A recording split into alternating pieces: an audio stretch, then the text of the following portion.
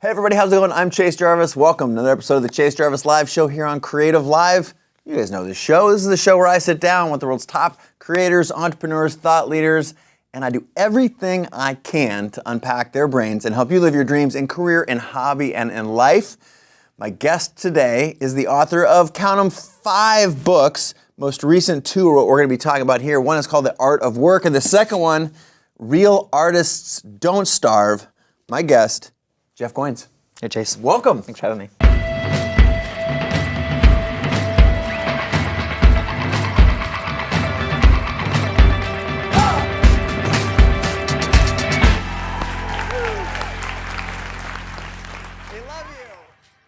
Happy you're here. Glad to be here. Long time coming too, right? The book's been out for a little bit. A little bit, yeah. A few months, yeah. 2-3 months, something like that. And I will confess, I don't know if this is like disclosure thing, but I got an advance copy. We have a lot of the same friends, Jeremy Cowart, Ryan Holiday, of course. A lot of folks have been on the show. So I got to see this thing early and congratulations. Thanks. Does it feel good? You feel like you had a thing inside of you and now you've gotten it out? Yeah, I mean, it's always good to finish something because, there's so many things in life that I haven't finished. I think part of why I finish books is so that I can start the next one. Yeah. But there's also sort of a grieving process for me that goes into finishing something. I think this is my best book yet. I'm super proud of it. I open it up after it's done and I read something and go, hey, that's not half bad.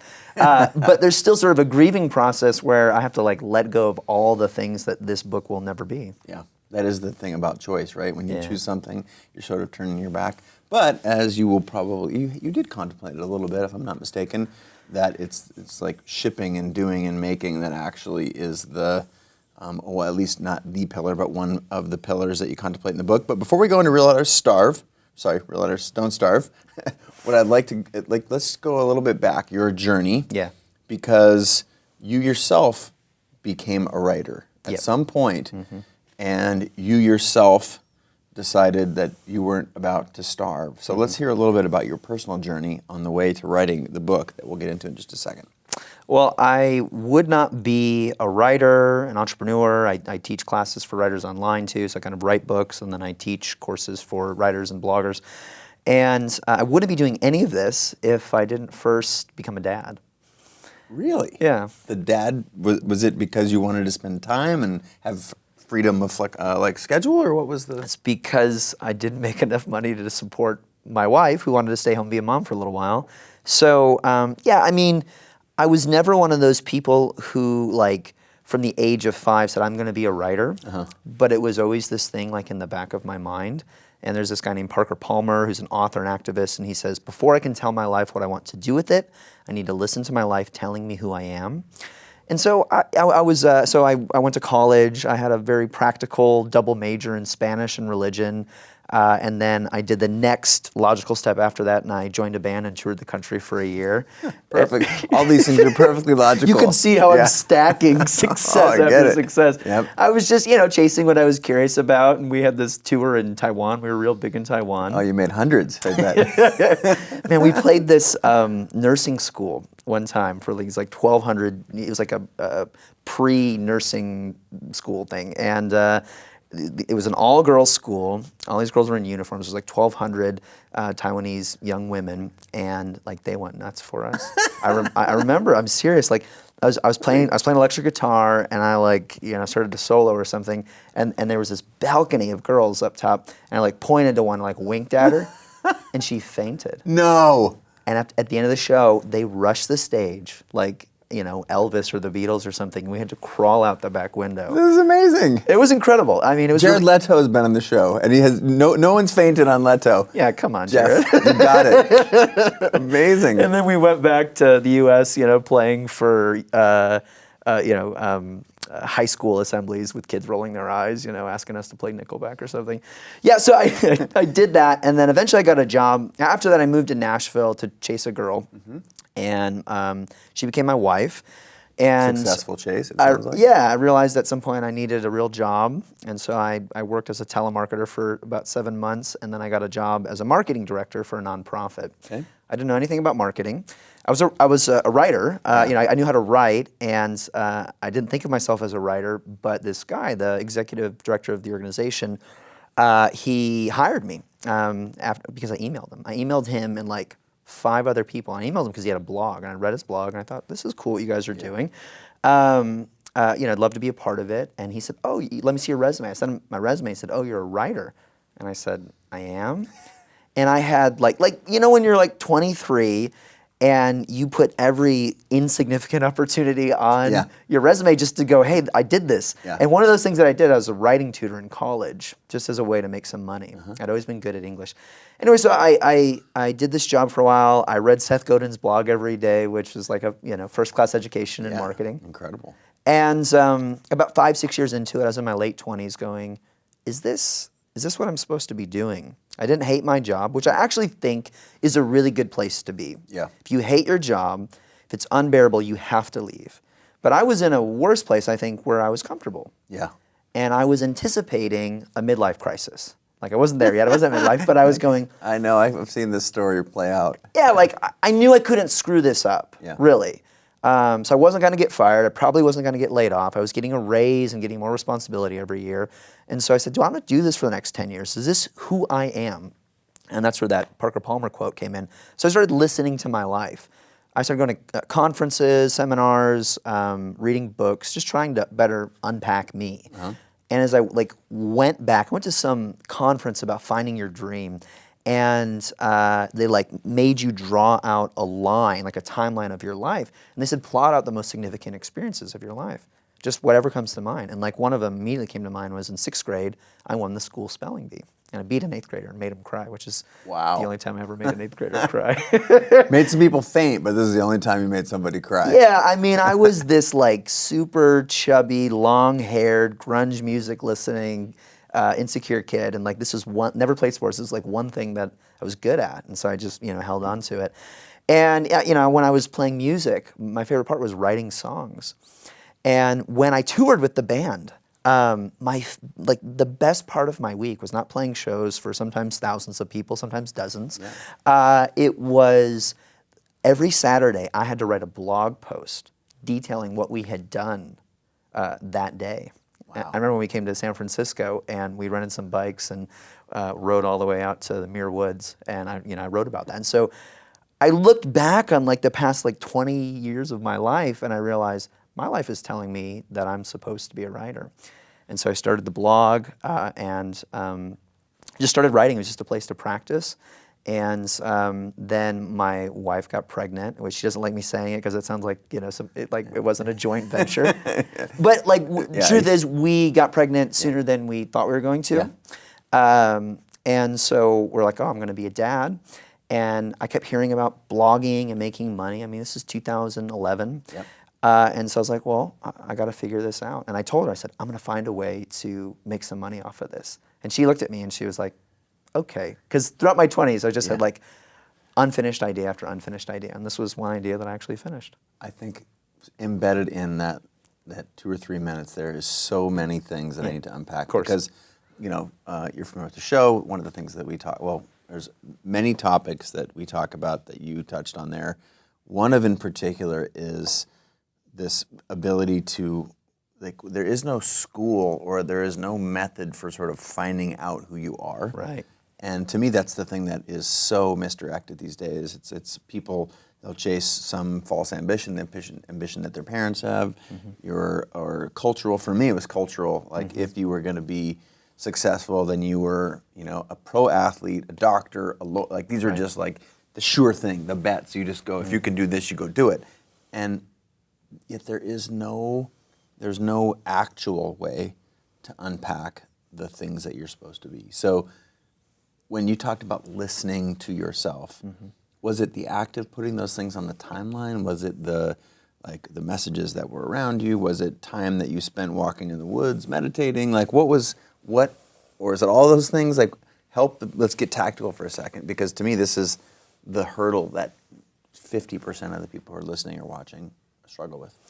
Yeah, I mean, I actually don't think you can or should just go do whatever you want to do. Like in the art of work, I talk about like your sort of sweet spot, and there's lots of people that have different sort of versions of this, is where like what you love and what you're good at and what people actually want or need from you, where all those things intersect. And so for me, I was like, well, I don't just want to chase what I'm passionate about. And that's a personal value. Like I know some people can just like draw or write or paint or take photographs all day long and be satisfied with that.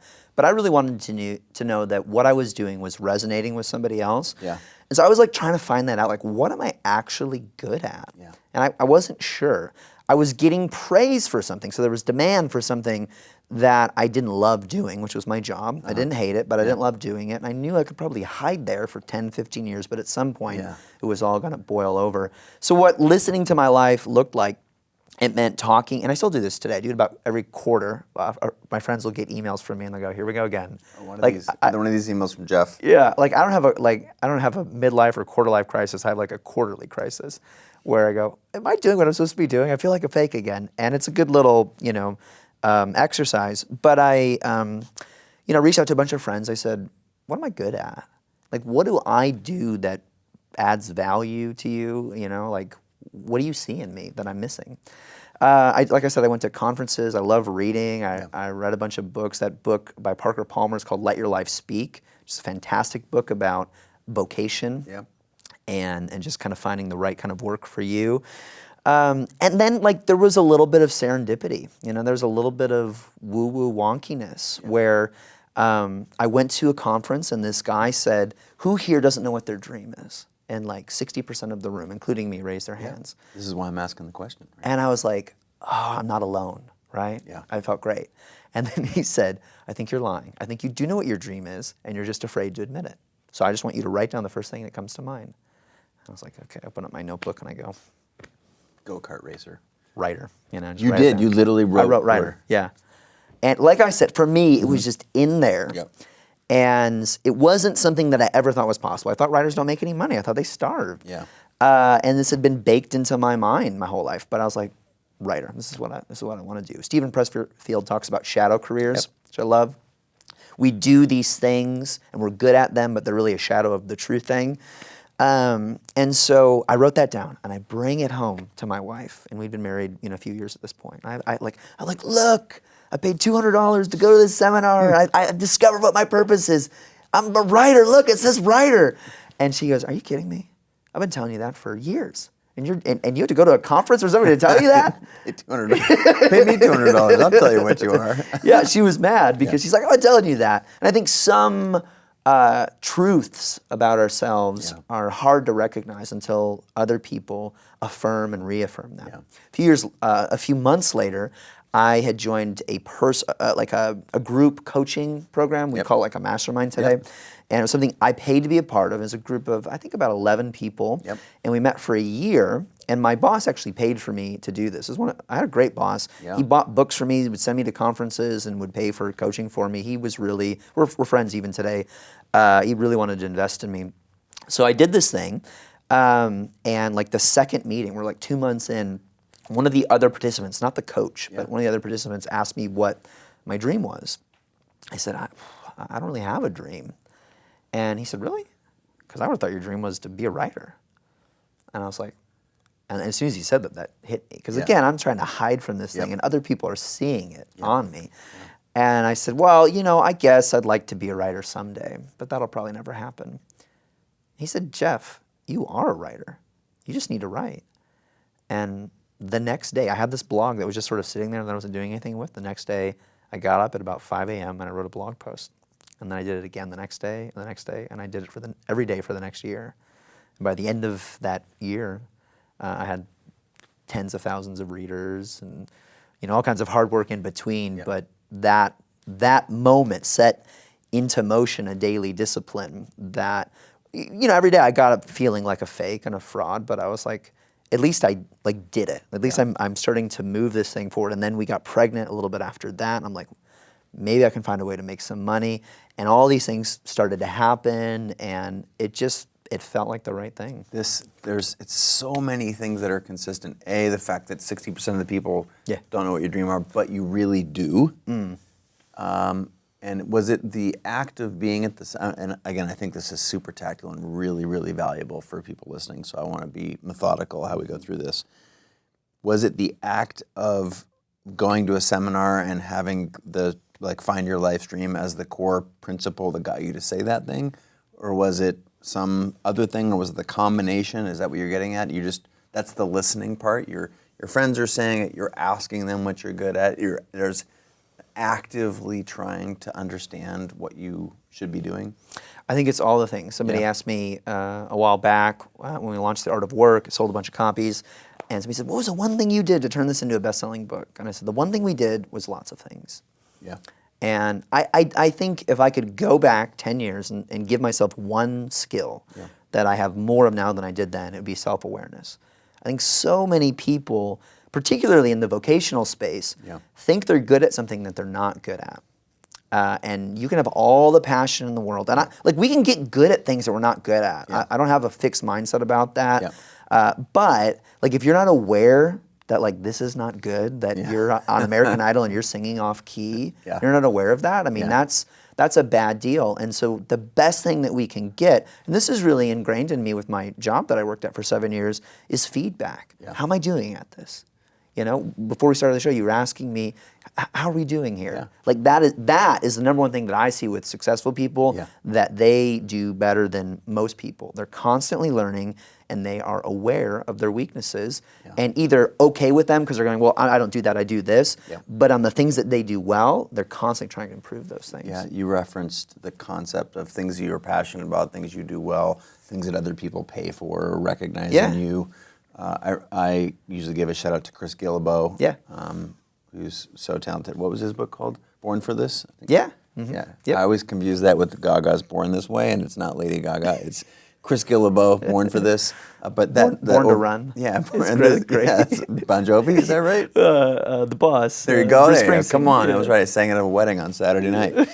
So this overlapping Venn diagram, and I think awareness, self-awareness, is key. But what I have found, and tell me if this is true or not, that is an active process. That doesn't just sort of happen, that you have to sit down, not one day, not 3 days, 10 days, but pretty regularly and say, before you have the answer, what is my overlapping thing that I love, that I can see myself doing, and that people get paid to do, and that I have some aptitude. Do you find it you have to be intentional about that more often than absolutely. not? Yeah. I mean, here's the thing, one of the reasons my wife is so frustrated is because for years I sat on our couch in our studio apartment, and I had my laptop and I worked from home, and I would see all these blogs become, these bloggers become authors, become full-time writers, and I wanted to do that. I was envious about it. And I would go, I'm better than them. And she was like, do something about it, write a book. And I would start my little projects. I had 8 different blogs that all failed because I wouldn't stick with them. And I think envy can be a really good thing. I was just gonna go there. Yeah, because it's bad when I see what you're doing. I go, that looks cool. I wish I could do that. Whatever. That's a sickness. When we look at what other people are doing, and we want the things that they have without asking the question, what did they do to get those things? What did they do to get to where they're at? And eventually I just got so frustrated. And that's when I started doing all this stuff. I was like, I'm tired of not even knowing what to do. So I'm going to show up. I'm going to be where these people are, at the conferences, at the coffee shops, do everything I can to just be around this scene to try to get some of this on me. And I'm going to learn. I'm going to actually believe that I don't know how to do this, and be willing to do what it takes to get where I'm supposed to be. Because I can't get where you are, because I'm not you. But I can, like you do on this show, I can look at what you're doing and what Chris did and what so-and-so did over there, and I can go, wait, there's a pattern here. There are some of the same things that all these people who are at a certain level have all done, and I bet I can extrapolate from that and glean something for my own journey. So true. And I think one of the other, there's an exercise, besides being intentional with doing the exercise of what am I good at, what do I care about, and that is curiosity. Yeah. And Jason Silva, I don't know if you know Jason, Yeah. author, host of a couple television shows, amazing guy. He's been in this, been on this show. He talks about curiosity. And I think, is that what was going on when you were like, I'm going to go to this seminar? Was it curiosity? Were you exploring? Or was it more concrete than that? Yeah, I mean, I was so insecure, and I think a lot of us are. We want to know, do I have what it takes? Yeah. In the book, Real Artists Don't Starve, I tell the story of John Grisham, and I love this story because he didn't start out going, I'm going to be a writer. He was a lawyer, and he was a new dad. Yeah. And he goes, you know what? I think I might be able to do that. So what am I going to do? Am I going to quit my job? Am I going to abandon my family or put myself and them in financial dire straits? No, I'm going to get up a little bit early every day. I'm going to write 1 page. He did this for 2 years and wrote a book. Published the book with some small press. It didn't do well, but he said, hey, that was fun. I'm going to do it again. Did it for another year.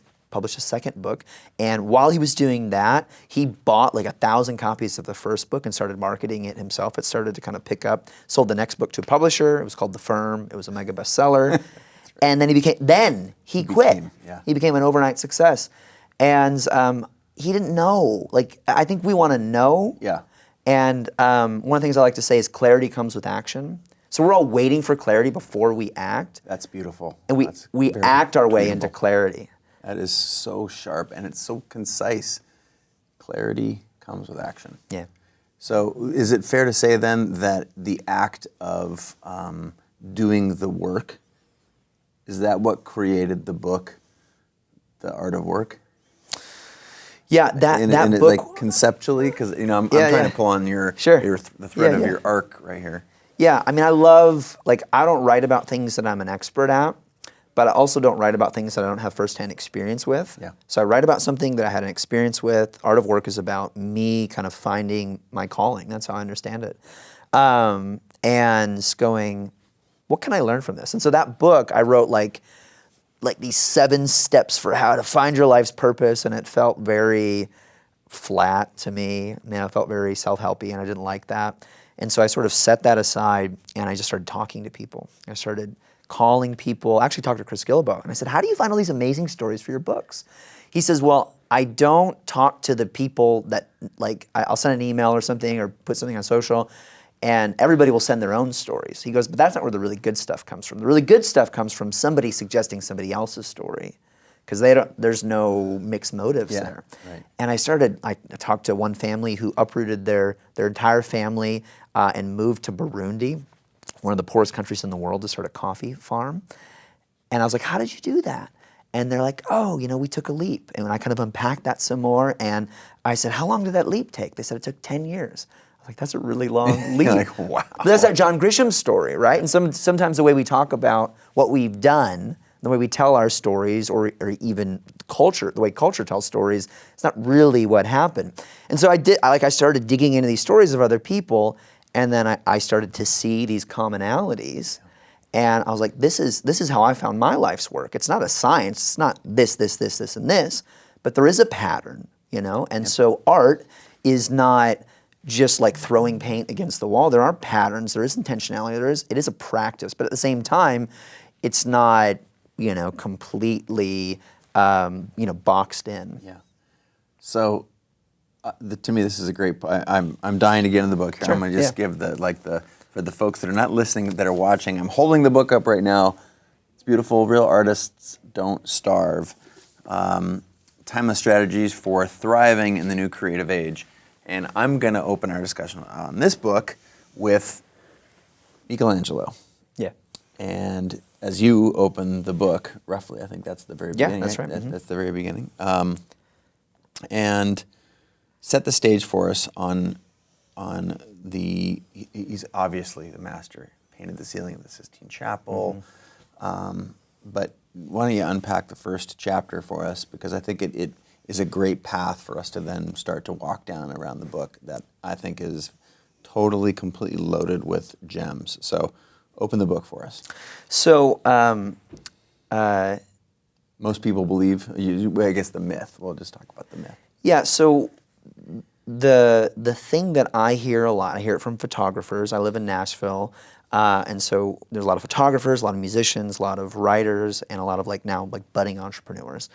And the one thing that I hear amongst all these people is, I can't do that because there's no money in that. And that could be art, it could be writing, it could be photography, it could be music, it could even be your business idea. Like, being a starving artist is this idea that the thing that you're most passionate about, other people don't value. So you're gonna have to go get a job, right? And I kept hearing this. And at the same time, I kept meeting people who are killing it, people that you and I both know, and also random people that aren't famous or celebrities or anything. We all know people that are they're killing it. Yeah. And they're not super famous. They're happy, they're making a great living, and they're doing the thing that they love. It is possible. Yeah. And so I was like, how do I, this thing that had been bugging me for years. And then I came across a story about Michelangelo, which I had never heard before. Yeah. And so the story is, in 2003, this American art historian who was living in Florence, Italy, discovered this incredible thing. And what he was doing was he was trying to date the different scenes of the Sistine Chapel, because they had a rough idea of when Michelangelo painted them, but he painted them over the course of years. With kind of these fits and starts, and he wanted to know, okay, when was that painted, right? It's a huge ceiling. And Michelangelo was an avid letter writer, so he goes to the letters and he's trying to find something out, and there's some reference to a commission, and he goes, he couldn't really find any dates in the letters that match certain scenes, and so he's like, but I bet I could go to the bank records. If I could find his bank records, he received his commissions and installments, I could attach this installment to that date, to that piece, was the idea. So he goes to the bank records. He had a friend at the archives. He looked up the letter M. He said it was that easy. And let's see here, Michael Jones, Michelangelo. There we go. There he is. And he found bank records with the equivalent of hundreds of thousands of dollars in there. And it sort of surprised him. And he forgets about the letters, and he starts just researching this, and he finds some unfinished research about Michelangelo's wealth, and long story short, he ends up uncovering a fortune worth over $50 million.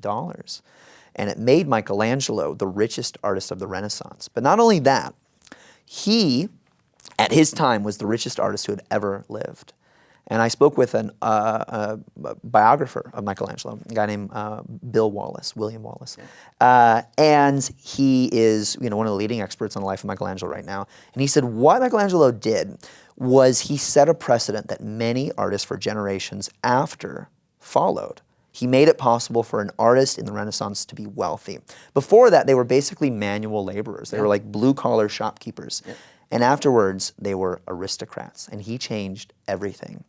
And so when I read that story, I was like, here's a guy, as you said, the master, top of his game, arguably one of the best artists ever, and he was rich. And look, this is not this doesn't mean you have to be rich. At all. It means you don't have to starve, but I think he represents, he's top of his game, and he didn't starve, so he is the best at his craft, and he's not a sellout.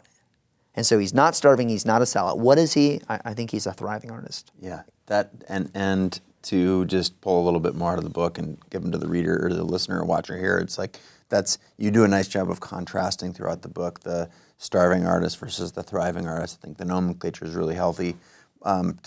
My personal journey along that same story has to do with I studied philosophy. Yeah.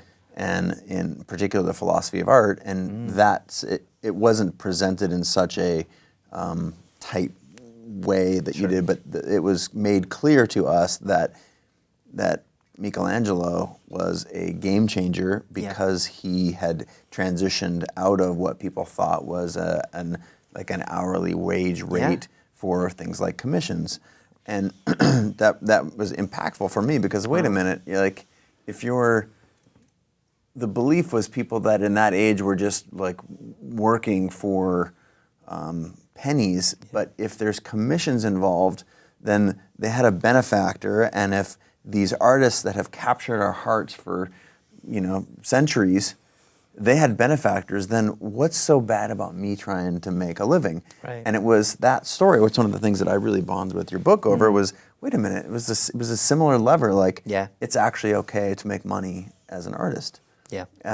So there's so many great stories, and I think before we started rolling the cameras, you're talking about working on your art of storytelling and how storytelling and research came together in this book in a really nice way.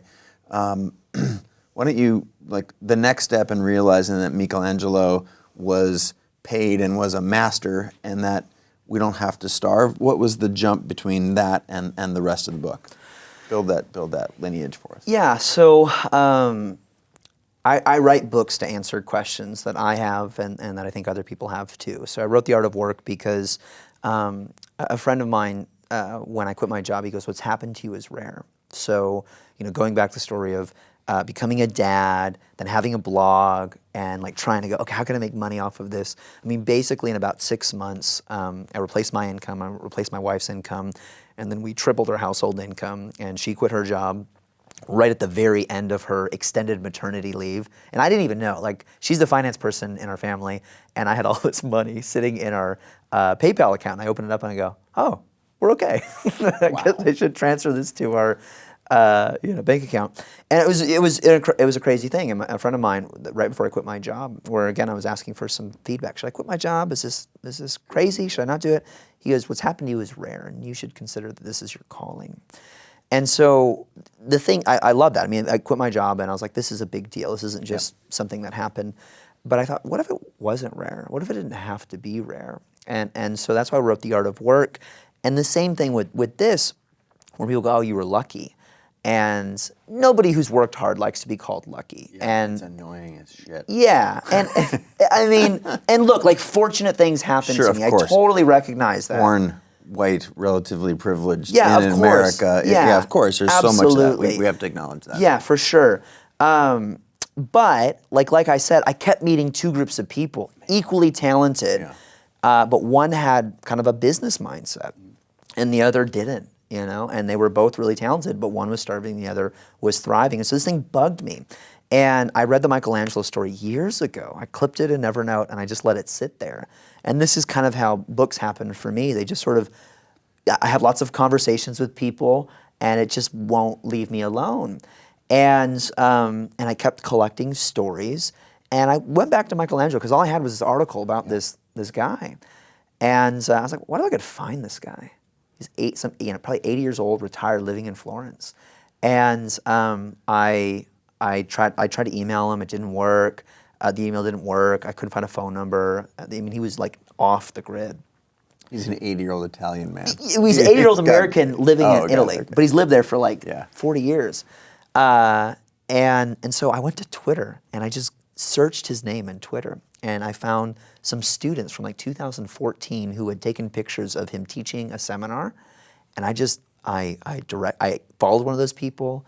I direct messaged them. I said, I want to get a hold of this guy, and they said, okay, yeah, no problem. And they connected me, and we were talking on Skype the next day, and I mean, he told me all kinds of crazy stuff about Michelangelo, and so I started reading about his life. And I got connected with Bill Wallace, the biographer, and I realized everything that we think an artist should be, he was not. For the last 40 years of his life, he had hundreds of employees helping him build this cathedral.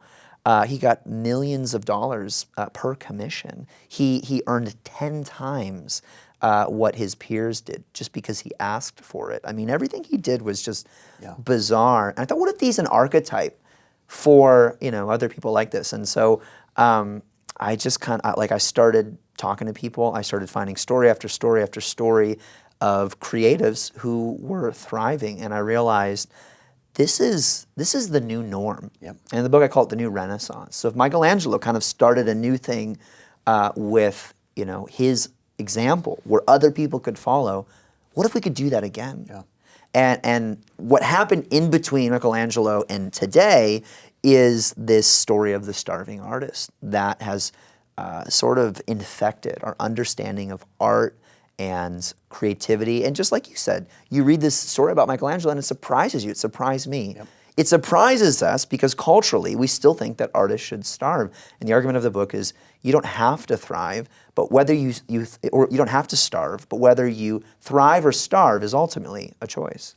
That the concept of a starving artist, just one more little piece of history, and I think you document this in the book, is from Paris around La Boheme, Yeah. the bohemian Yeah. lifestyle, and is it just? I don't remember the details, but it was just that. Isn't it glorified like you're struggling so much for your art or something like that, and that's what made it worth the struggle? Is it for people who were telling themselves that they were still worthy, but they weren't willing to put in all the real work to be a successful artist, or what was the context there? Yeah. In a sense, the question is, where does this horrible myth that so many of us have lived and fought through, and so many who are listening right now are going, oh my God, that's me. Yeah. So where did that come from, and how can we put it down? So I call the story of a starving artist a myth, not because it's untrue, but because myths are stories that we tell ourselves that help us make sense of our reality, right? So every Christmas morning, presents appear under the Christmas tree magically. So parents tell a myth about Santa Claus, right? And there are religious myths, there are political myths, there are historical myths that help us understand our reality. They can be true, based on truth, or not. But when you believe a myth, it affects the way you understand reality and in the universe and your life. And so what happens is this guy named Henri Murger in the mid-19th century his dad's like a janitor and his mom's like a seamstress. And he wants to be a writer, and he's surrounded by, this is the 1850s. So Impressionism, lots of really cool stuff happening in Paris at the time. And he's surrounded by creative geniuses, and he wants to be one of them. And so he tries to, write some stuff, and it doesn't really go so well for him. And a little bit of literary success, no commercial success, and he's frustrated about it. So what he writes is these series of short stories that basically become eventually the opera La Boheme and Rent and these other things afterwards. Moulin Rouge are all kind of based on this story of these artists who are struggling, living in poverty, and the poverty makes the art better, sort of the message. Yeah. He is telling himself a story. We all do this. He is telling himself a story to help him make sense of the reality around him. And what is that fable, the fox and the grapes? Fox tries to get the grapes, can't get the grapes, tries to get the grapes, can't get the grapes, goes, I don't want the grapes anyway. That's a starving artist story. Yeah. And if we try something and we don't succeed at it, we go, well, that's not real art anyway. And he's a sellout because he's making a bunch of money. It's a way to sort of soothe ourselves. And so all I wanted to do with this book was tell the other side of the story. It is equally true, perhaps even more true today. But we have to be willing to part with some deeply held beliefs based on the stories that we tell ourselves. One of my favorite people is a guy named Thomas Merton, who is a Trappist monk. And he says, he talks about the false self and the true self. And he said, the worst kind of illusions are the ones that we believe about ourselves. And those are the hardest to let go. Trappist monks, they got it all figured out, don't they? Beer-making monks. That's right. If we just had some more beer-making monks around. I'm going to open the book here in just a second. Before I do, I think you also talked earlier about one of the sad, I don't remember what exactly the framework, but it was, I think you said it was one of the saddest things that, was like unfulfilled potential, or do you remember what you were working at there? It was like, if you have your calling but you don't pursue it, it was a thread you just started to go down, and you changed gears on me, and yeah. Is it there? What? I think one of the saddest things, I don't know if this is what I was talking about or not, but is the unlived life. Yeah. It's the idea that maybe it's the fox and the grapes thing. Like you're writing off these things so easily, or I don't remember. Yeah, but we all kind of a lot of us sit on the couch and go, I wonder what that would be like, and we never try it, we never pursue it for, millions of reasons. Yeah. And I realized that the thing that I was most afraid of when I started going down this path of being a full-time writer was not failure. It was actually success at the wrong thing. I'm a pretty ambitious guy. I'm the oldest of 4 kids. I got that elder brother. I got to go out and succeed mentality. Yep. So almost everything that I do pretty well. Yep. So I don't really have any fear that I'm going to be broke in a ditch somewhere. And you know, maybe that could happen, but I just like, I'm gonna find a way. So when I, you know, was sort of looking at, you know, the fork in the road. Yeah. What is it? Mark Twain says, or I think it's Mark Twain. When you see a fork in the road, take it. Yeah. You know, it's just the idea, like do something. Yeah. And some of us get stuck there. And so when I was looking at, you know, sort of these different paths, I was like, well, I can stay on this path of least resistance, and you know, be rushing towards middle age, going, is this what I thought it would be? Or I can dramatically kind of reinvent myself. The book, I call it The Rule of Recreation, just like John Grisham did. It's never too late to go, this isn't what I wanted. This isn't who I am. I'm going to recreate it, you know, this life of mine, and just go down this path. And it may not work, but at least I'll have tried. I think your cajoling right there helped me latch onto it, and it was the when things are okay. Yeah. And there are so many people. I felt like, for me, everything was okay, but I was listening to culture and society and the parents and all these different sort of external pressures that we have. And I think for so many people, having basically become a really good career counselor from you know, being a reasonably public person and chasing my own dreams and be like, oh shit, how'd you do that? That's incredible, cool. Yeah.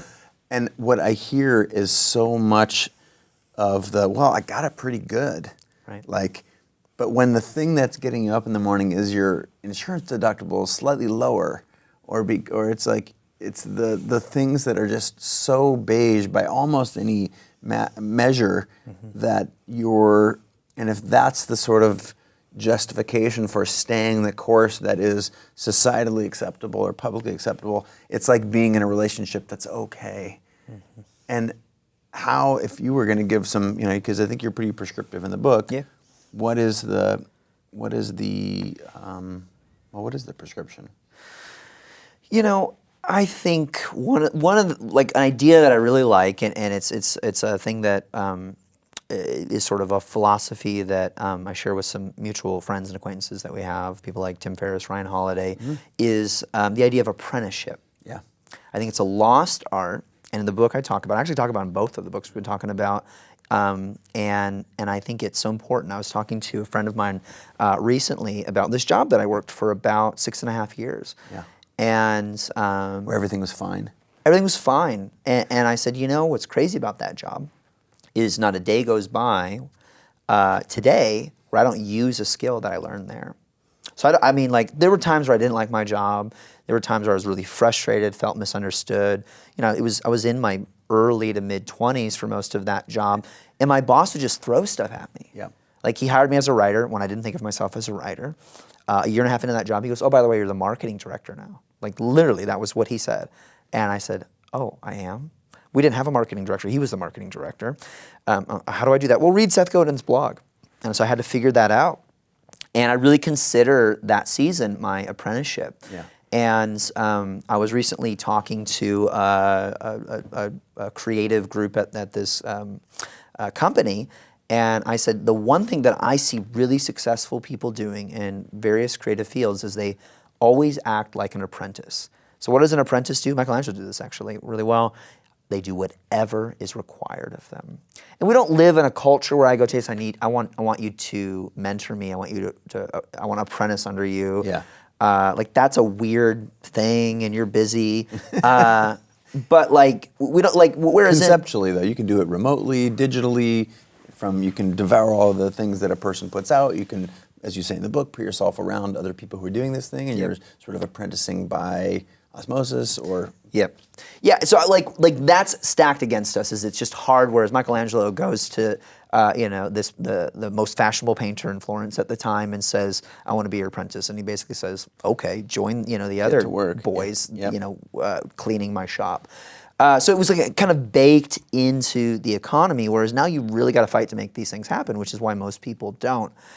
I think you can't skip this. Like, I think you have to act like an apprentice. And I think you're right. It does start with, like, watching this show, reading blogs and books and stuff. But everybody that I know, and I don't know this about you, but I would guess that it's true, everybody that I know that has some semblance of influence is pouring into the next generation, as it were, a handful of people. And the way that those people, those apprentices, got those influencers' attention was not by saying, will you mentor me? The way they did it was they started devouring everything that you do, and then they reported back and said, I did this stuff. You already helped me. Thank you. And in the book, I lay it out because you talked about being practical. I think one of the best things that you could ever do to try to get a little bit closer to somebody that's a hero, a mentor of yours, is to email them and not ask for anything. Do work. And say, hey Chase, I love this show with Austin and Cleon. When you guys talked about feeling like an artist, it made me realize, with my photography, I was trying to be original and I was just wasting my time, and now I'm devouring all this stuff. I have you and Austin to thank for that. Thanks so much. And maybe you could work an ask in there that says, is there anything else I should be looking at right now? Yeah. I'm guessing the probability that you responding to that on Twitter, email, whatever, just multiplied by 100. And if you do this again and again and again with, say, a dozen people, I promise you, one or two of them are going to go, this guy, this girl, they're for real, and I'm going to start investing more and more time. And I've been fortunate to be apprenticed by some great people, some great minds. And it was not because I asked them for one favor and they said yes. It was because I kept showing up saying, I've already done the million things that you've talked about in your books, on your blog, on your blog, wherever you're sharing your influence. And that's how you prove yourself worthy of somebody investing in you. Doing the work, the actual work. And reporting back and showing it. Saying to it you. works. Here, I did this. You told me to do this. You said jump. I said how high. I jumped, and look at where I landed. This is amazing. Thank you. And the people, I think, in the book, well, I'm going to get a little tactical. We'll open the book here in a second. But that's, I think, you talk about putting yourself in the place, or I don't remember what you called it. Like the scene. Go to the scene, I call that the other 50%, which is 50% is the making and the sharing. And then if you just make and share, but you sit in your parents' basement, it's going to be very hard for you to connect with other people. So for me, the other 50% is going to what you call this is the scene. So why don't you, and I think it's a part of the mentee or being involved in the mentorship relationship is sort of participating, and you have to either digitally or physically go there and meet these people. So break down, what do you mean by be a part of the scene? Yeah, so the book is 12 rules of the new Renaissance, I call them. And these are rules. And artists don't like rules, but I mean, a rule is if you do it, things typically work out for you. And if you don't, you're sort of rolling the dice, right? So we have rules for our son, who's 5 right now, because he needs structure to understand that life has consequences. And one of the consequences of not following these rules is you might continue to starve. And so these were things that I observed that historically and then also contemporary artists were doing, and it led to their success. And they're doing lots of other things, but these are the 12 things that I saw most thriving artists do. And they're also the 12 things that starving artists actively did not do. They said, I don't need to do that. I don't need to market my work. It can stand on its own. And one of those things, and it's challenging, but I think it's possible, is what I call the rule of the scene, which is you got to show up and be a part of whatever's going on in your industry. And I think every city has a scene. I think every industry has a scene. But I have a friend who moved here recently, moved to San Francisco, where we are right now, from San Diego. San Diego's a cool city. But he realized there was some stuff happening here that he wanted to be around, and he was single and he had some flexibility to make that happen. So he just showed up, and things are working much better for him.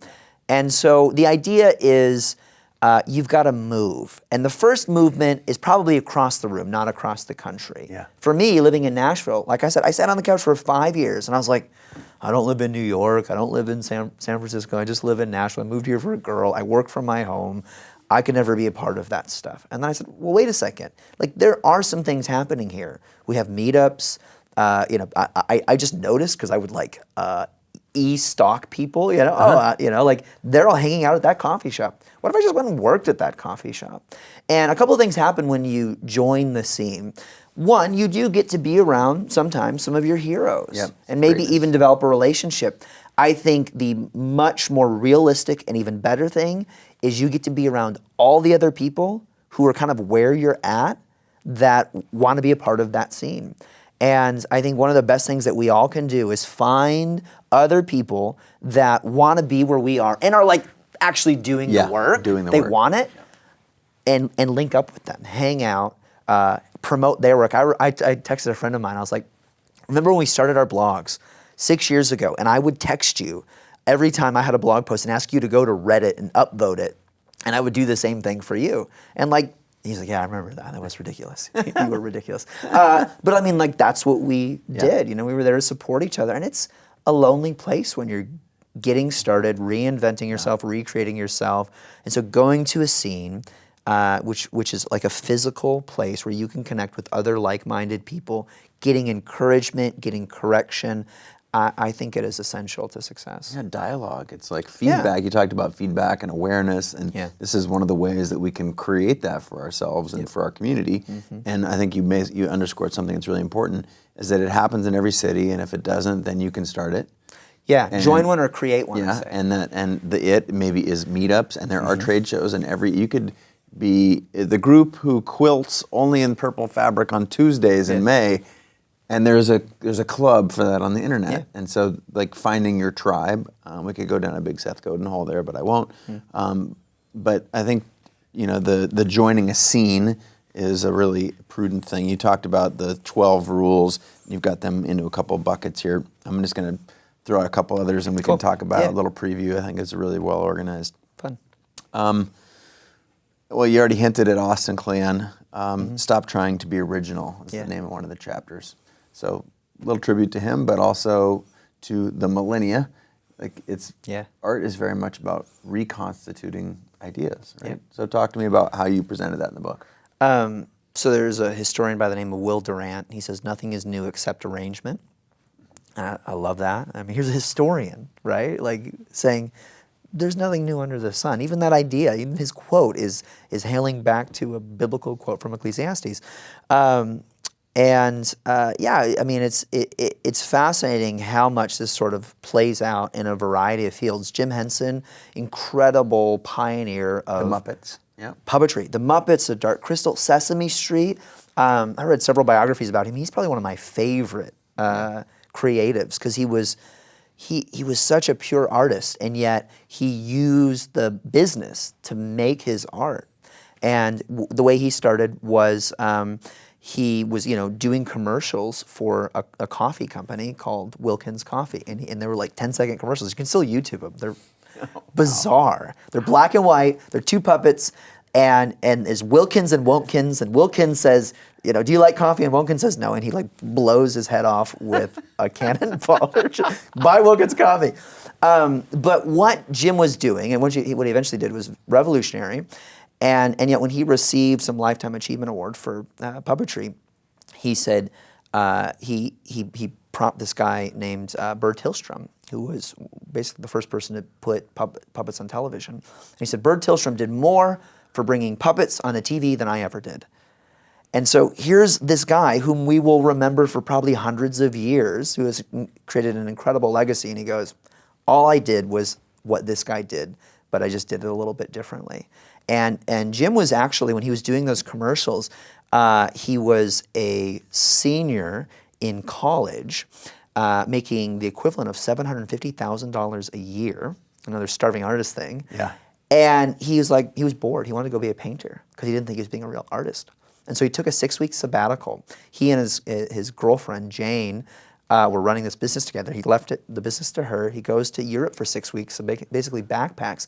And what he sees in Europe is puppet shows where adults and kids are going together. Whereas in America at the time, that didn't really happen. He's like, what if we could do this? What if we could steal this and rearrange it and share it, in America? And that's exactly what he did. So nothing is new except arrangement. We're copying what people are doing. We're curating it. And then we're re-sharing it, in our own way. It's the concept of the remix. Picasso, the remix. Everything is a remix. Yeah, that's right. Picasso talks about this a lot, that he's the real artist to steal. Yep. So I think that's a fascinating chapter. We've talked about Austin a little bit. Yeah. We already touched on Apprentice. How about don't work for free? This is like this is the hardest chapter for me to write because being an apprentice, right, is like you're doing work for free. And so the idea here is not that like when you get started, you may not do something to sort of build your portfolio, but like you don't need to do that for years. And I meet lots of creatives, makers, photographers, writers who literally, for 5 years are working for free in hopes of like catching a break. And if you set a precedent that you work for free, I mean, you're basically saying that your work is worthless. Yeah.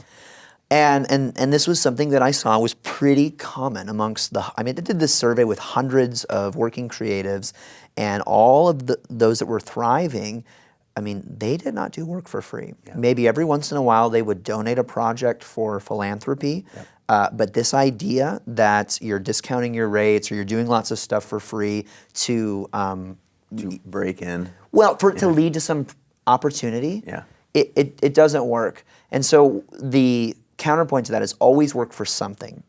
Opportunity doesn't pay the bills. And when we do stuff for free, and I did this for years, we think it's going to lead to something, but we aren't quite sure why we're doing it. Yeah. Speaking is this way, where lots of people want you to come to their conferences and speak for free. And I do that sparingly, either because I want to help a friend, or because I know that if I speak for this particular event, it's going to, validate or legitimize me in this industry, and I can, take this and leverage it somewhere else. So, like, that's worth something. Yeah. I remember when I first started speaking, I couldn't get any gigs, and so I started doing gigs for free, and somebody said, "Don't do that," and I was like, "Well, what should I do?" They said, "Charge something." Yeah. I said, okay, well, I guess maybe like $250. They said, yeah. And so the next time I was going to do a speaking gig, somebody called me and said, "Why don't you speak at our conference?" I said, well, what's your budget? They said, well, it's free. We'll cover your travel. And I said, well, I really can't do it for, less than $250. And they're like, oh yeah, we could do that. And I was like, wait, like you said it was zero, And I realized there was room to sort of negotiate. And then other times, I would speak for free in exchange for all the video and audio that I could put on my website, and that was worth something to me. Yeah. So it can be whatever value you want to get out of it, but get something out of it. You're spending hours, you're often using materials. Don't do it just because it's going to lead to some opportunity and you don't know what that is. It's going to lead to nothing. Yeah. I'm going to keep, I'm loving this little exercise here. I can keep shooting you. Thank you for signing this book for me, by the way. Yeah. My galley copy wasn't signed. I didn't send that. So, collaborate with others. Is this a little bit like the scene, like an extension of the scene? Yeah, so there's like 3 chapters. They're right next to each other. Yeah, they're sort of like a trilogy, basically. And I had to break them apart. But it's one idea, which is like when you get around people that are like-minded, cool stuff happens. And there's no such thing as a solitary genius. And so the first idea is you have to join a scene. Like you got to go where people are. Mihai Csikszentmihalyi, which is a super fun name to say. Yep. He wrote the authoritative book on creativity called Creativity. And in that book, he says one of the best ways to be more creative is to not will yourself to do it, but to go someplace where creativity is already happening. So that's the idea of joining a scene. And then when you join a scene, you're going to basically build a network that you can then leave that scene. So when Hemingway moves to Paris to become a writer, joining the expatriate community that lived there, he leaves after about 8 years, and he has that network that makes him the famous author he is today, that he kind of carries around with him for the rest of his life. And so, you go someplace, you connect with people, but then ultimately the network leads to some sort of collaboration. And so this is the idea of a mastermind group. It's the idea of doing partnerships, connecting with other people, working on stuff together. Because when you collaborate, it's better. Yeah. And my favorite story about that is how J.R. Tolkien wrote The Lord of the Rings. And the story is Tolkien and C.S. Lewis and about 17 other men met weekly in Oxford every Tuesday night. And they would get together and they would read something that they were working on. And Tolkien and Lewis became friends because they were the first 2 people, they were both professors at Oxford, that they had ever shared their work with. And so they were very shy about, because they're professors teaching literature, but they were also like writing poems and stuff. And they're like, oh, you do this too? And they started sharing it. And eventually they started this mastermind group called the Inklings. And Tolkien he worked on The Hobbit, it was successful, and then he had a contract to work on The Lord of the Rings. And one day he and Lewis go out to lunch, and Lewis asks Tolkien, how's it going? And Tolkien says, it's horrible. I'm stuck. I'm a few chapters in. I haven't written in months. I think I'm going to quit. And he lets his friend read the manuscript. And Lewis says, oh, Tolkien, don't you know that hobbits are only interesting when they're placed in un-hobbit-like circumstances? And this is a light bulb for Tolkien. He goes, oh yeah, they've got to leave the Shire.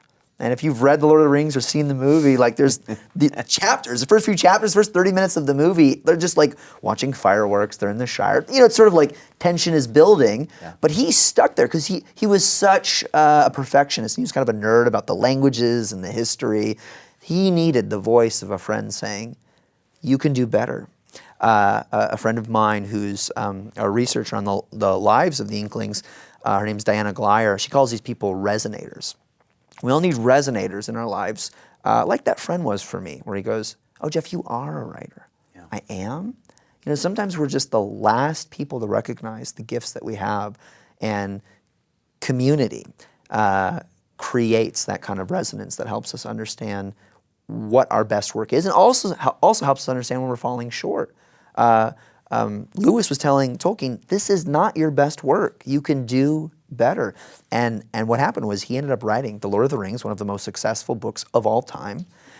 He did it by bringing it, not by being a solitary genius, and the man was a genius. He did it by bringing his works in progress every single week, sharing it with his friends and getting feedback. And that is the only way that you can do great work. Amazing.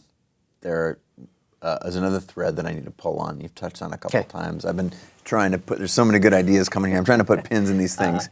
That's my job. That's why I'm here. And I learned this from Sir Richard Branson. And you've mentioned it a couple times here. It's that there's a belief, and you haven't really gone there, so I want to ask you to go there. That there's a belief that you have to bet it all. Yeah. And to me, I think you cite some research in the book, if I remember correctly.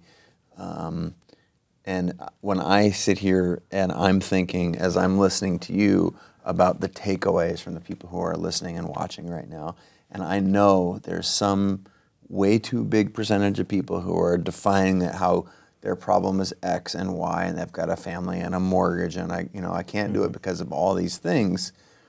And what would you tell those people?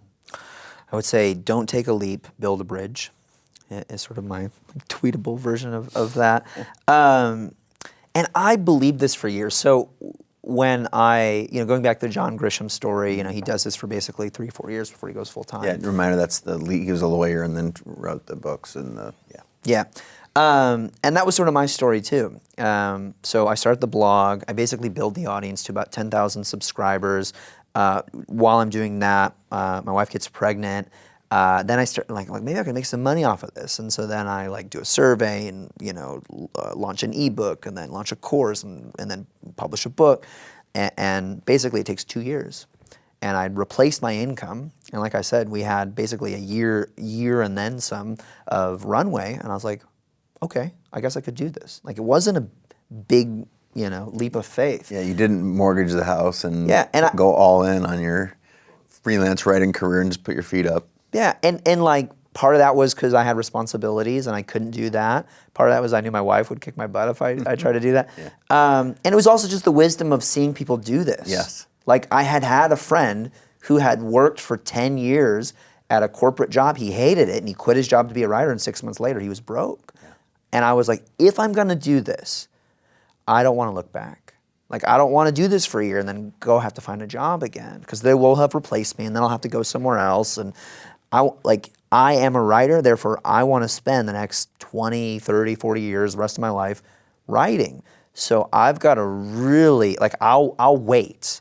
I'll take my time and just do this in the margins, practice in the margins for a couple of years until it's obvious to me and everybody else that this is the next step. So in the book, so I just always had that idea, but I would hear people say crazy stuff like, take a leap, man. And like I said, I think sometimes we sort of sanitize our stories. Yeah. Like that couple that I talked to who quit their jobs and moved to Africa. And I was like, how long did that take? They called it a leap. Yeah. took 10 years. They didn't move to Burundi. They first moved to South Africa, and they did nonprofit development work there to understand the culture. And then when that kind of like, after 10 years of doing that, they were like, oh, I think we really want to get into coffee. Let's go to Burundi. And then, I mean, that was still a big deal, right? But it took 10 years. And I think most success stories, when you really get down to it, they're slower than we realize they are. People say you just came out of nowhere. How good does that feel? Ugh. You know, oh yeah, I did just come out of nowhere. I'm special. It makes me feel special. But when in reality, like, this took 8 years because I had all these blogs that had failed, and I tried to do these businesses that didn't work, and I applied for these different jobs that got turned down. But everything was sort of building to this moment, and I was okay with it taking time. Yeah. And not long ago, I ran across this study from the University of Wisconsin, which is a very fascinating study. They studied the trajectory of, I think, 5,000 American entrepreneurs for 15 years, and they split tested it basically. And half of them that they looked at basically quit their jobs to go become business owners. And then the other half, built a bridge. They didn't quit their job yet. They started a business, kept their job, and eventually quit their jobs. Transition, yeah. The ones who quit their jobs to go all in were 33% more likely to fail. Can you take a leap and the net will appear? Yeah. Maybe, sometimes. Is the safer option to just take your time and build a bridge and try to, I want to be creating for a lifetime. Yep. I want to make a body of work, not just do one thing because I'm pissed about the job that I have. So I'm willing to be a little bit more patient about it. And it's frustrating, yep. but I see this, and maybe you see this too, the people who, the people who have been doing what I've been doing for even the past 5 years that are still doing it now. I mean, there's all those people that I was hanging out with that have still been doing it for the past 5 years. I mean, there's like a couple of them, and the ones who have endured are the ones who were patient, who didn't just quit their jobs and start something and hope it worked out. And the ones who failed were those who were riskier. And so I do think it's sort of a misunderstanding in our culture that you got to take some big risk. Well, even the point that I made with Branson is. And to me, why it's remarkable is not because of Richard, but because of someone who has Richard's success and who you believe went all in. And he told you he didn't do that? He's like, his way was mitigate the downside. Like, just, we'll talk about Virgin America for a second. So it's a Virgin company, they licensed the name, he was one of the major investors, and he found a way to get it so that if the airline didn't work, that either Airbus or Boeing would buy, I think it was Airbus, would buy the planes back from him at near full price. Like, he pre-negotiated all that. And you think like, oh my God, that's not being optimistic, you're planning for failure. It's like, no, that's actually how you transition out of being involved in so many other things and picking up this new thing. Yeah. Like, how do we reduce, people say, I have a house, I have a mortgage, well, yeah, but have you gone to the people that you're closest to and told them that this is just not this thing, but you have a real sort of an existential crisis where you need to be doing something else for a living because you're not happy, and there's nothing worse than success but without fulfillment. This is borrowing from Tony Robbins. Yeah. That's the catastrophic part. That's sort of like the beige job with the beige life, and how can we then transition? And if you include other people in the journey and you work with what you have rather than what you don't have, and what you have is people who love you, you have a roof over your house.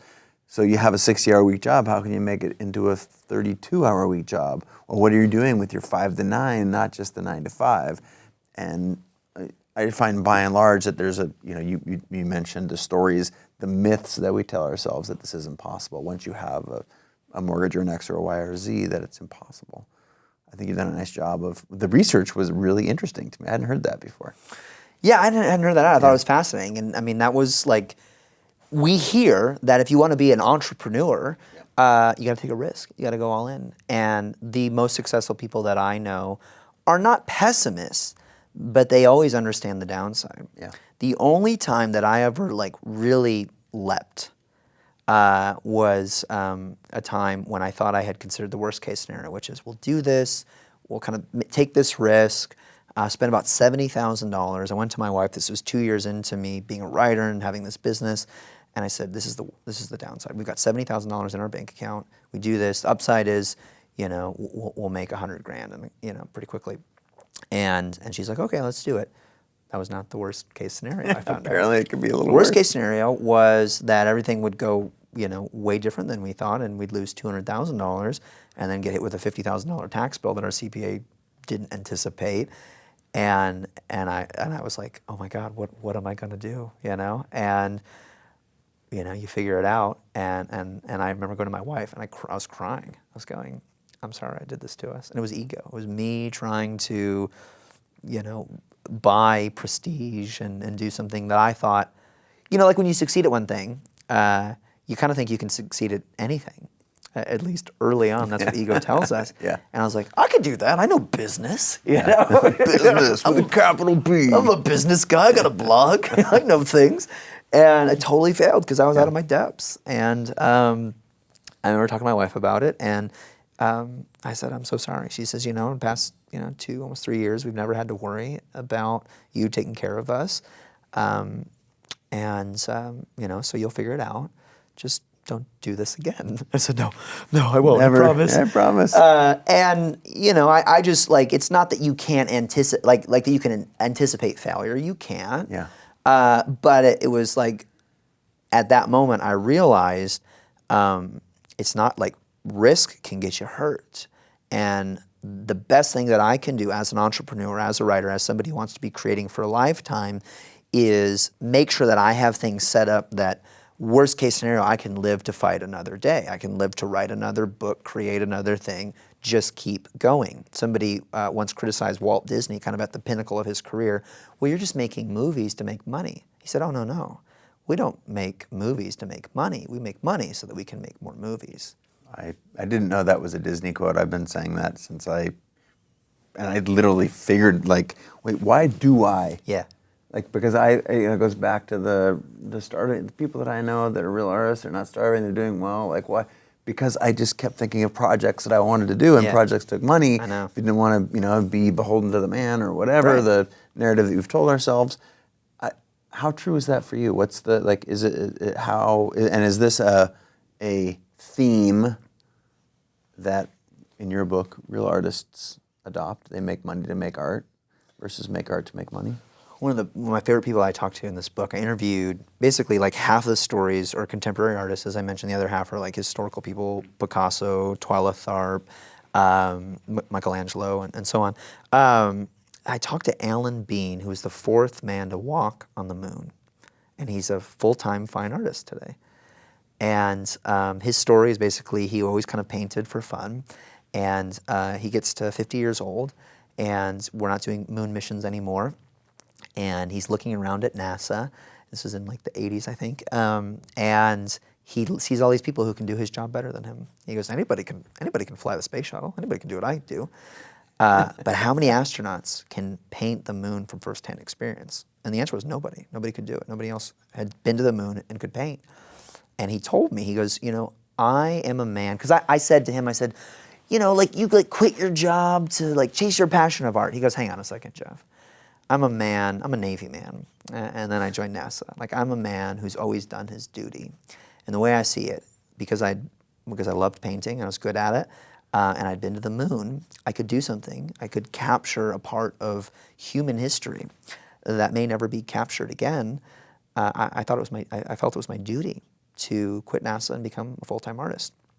If you go to Alan Bean's website today, you can buy paintings, huge paintings of his experiences on the moon, and they're anywhere from $50,000 to $400,000. Wow! Because he is the only guy who does that. But how cool is that? That's another great takeaway. Is that the answer for his art was in here? It's like what are the personal experiences? What makes me different, not just better? There are people. Yeah. What's his last name again? Alan Bean. Okay, Bean.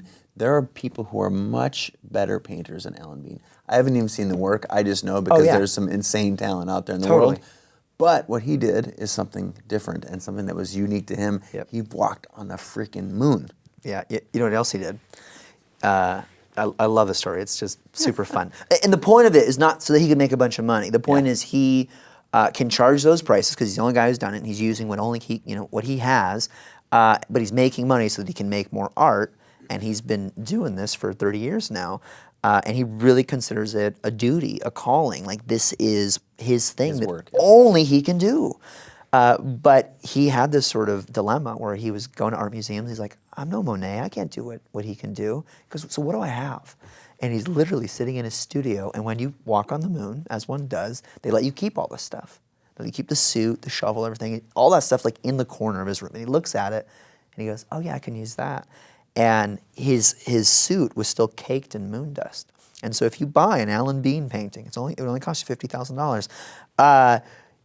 Every piece has a little piece of moon dust. Like he takes a little moon dust off the suit and throws it on the painting. So you're literally buying a piece of the moon. So yeah, I mean, like he's taking like what only he has and using it to his advantage, and he's making money off of his art so that he can keep making art and keep doing his duty. I love it. I love it. So you have written a bunch of books. You've talked about teaching writing. You're teaching writing. That's one of the reasons you're in San Francisco. Yep. We're super lucky to have you on Creative Live. Tell us about it. So your class is called Surviving to Successful. Starving to Successful. Sorry. That's how bad my eyes are. I think that's how bad Matt, who wrote that? All right, your handwriting. Starving to Successful. How to become a full-time writer. Yeah. And is it in this class that you unpack a lot more of the detail, or what do folks... Yeah. What are they going to get? Yeah, so I'm taking this idea of not being a starving artist. As I mentioned at the beginning, you can be a starving artist in anything, in business, in your bakery shop, and in your writing career. And as a writer, I have a lot of experience with that. And I just see a lot of writers who think they can't make money off of writing. I mean, it's something I hear authors say. Yeah. You can't make any money doing this. And I'm like, I'm making money doing this. Lots of my friends are making money doing this. You can't suck and make money doing this, but like you can make money doing this. So yeah, the class is just practically walking through what I call the writer's roadmap, which is a 12-step process going from starting with your message to making $10,000 a month, which we sort of like that's how I define making a living. Just about in any economy, that's a living wage, good living, and it's possible. And I work with thousands of clients and students every year, walking them through this process. And every year, I see them doing this. And I think what's frustrating for me is sometimes seeing, online education. I think you probably frustrated with this too. Is you have a lot of fakers who had an experience once, and they go, "This is true for me, so it must be true for you." And what has been fun for me doing this for about 5 years now, almost 6 years, is walking with people, seeing them achieve stuff that I've never achieved. Like I worked with this guy just over the past year, and he grew his email list to 100,000 people in 12 months. Wow. And he goes, "What should I do?" I said, "What do you want to do?" He's like, "I want to write books." I said, "Go get a freaking book deal, man." Yeah. He goes and gets a $220,000 book contract. My first book contract was for $6,000. And this is his first book. Yeah. And the next day I was talking to a writer, and she says, "Well, you can't make much money off of your first book." I was like, "Let me tell you a story." And so, yeah, I mean, it begins with this idea of mindset. You've got to want to win. You've got to discard the idea of the starving artist. But if you do the work, you're going to see the results. And so that's what we're teaching people, is the stuff that I see thriving writers do every single day, every single year, and they succeed. Super happy to have you on the Creative Live platform. That's, you talked about there's so much hokey pokey out there. People have done it. That's why we curate the heck out of people who are on the platform. Super happy to have you back for your second class. Yeah. And thank you so much for sharing your journey on creating Real Artists Don't Starve, must read. I read it in 2 days. Wow, thank you. Yep. That's awesome. And I think it's not just a tribute to your wisdom and brilliance in writing, but the research and the fact that now is an incredible time to be a creator. We have more tools than ever before, all these access to information to folks like you and the people that you feature in the book. Congratulations, man. Thanks for being on the show. Thank you. All right. I'll see you again, probably, hopefully,